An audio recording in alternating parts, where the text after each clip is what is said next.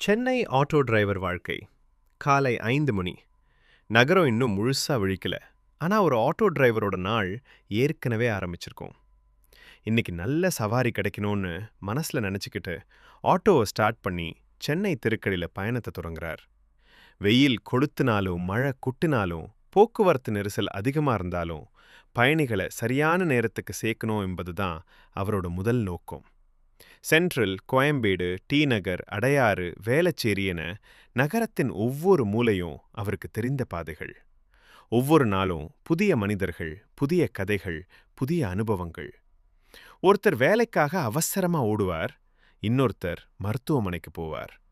சிலர் சந்தோஷமான செய்தியோட பயணம் செய்வார்கள், சிலர் கவலையோட பயணம் செய்வார்கள். அந்த எல்லா உணர்வுகளுக்கும் அமைதியான சாட்சியா இருப்பவர் ஒரு ஆட்டோ டிரைவர். ஒரு டீ கடை, சில நிமிட ஓய்வு, நண்பர்களோட சின்ன பேச்சு, அதுக்கப்புறம் மீண்டும் சாலைகளில் பயணம். மக்காய் நினைப்பது போல இது வெறும் வண்டி ஓட்டுற வேலை இல்ல. இது குடும்பத்தை காப்பாத்துற பொறுப்பு. தினமும் போராடி சம்பாதிக்கிற வாழ்க்கை.